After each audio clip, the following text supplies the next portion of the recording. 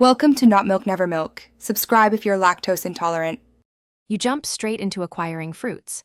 Start by joining a Blox Fruit server and confirming you meet level and ship access requirements.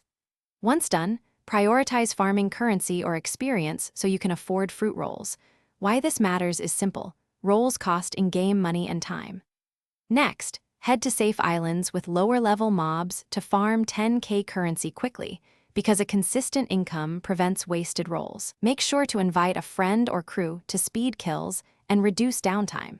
You now focus on where and when fruits appear. Track the NPC fruit vendor and map spawn points, because timing is everything.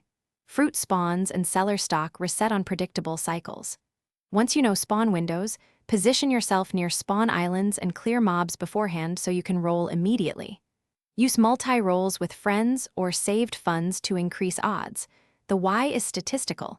More rolls raise chance of rare fruits. Maintain situational awareness so you don't lose a spawn to roaming players.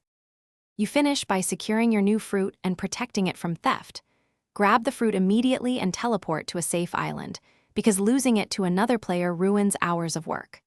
Once secured, equip or store it and consider trusted trades for duplicates to maximize value. If something goes wrong, spawn missed, roll wasted.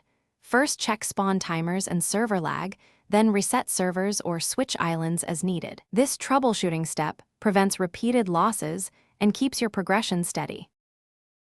Thanks for watching. If this was helpful, leave a like and consider subscribing. See you next time.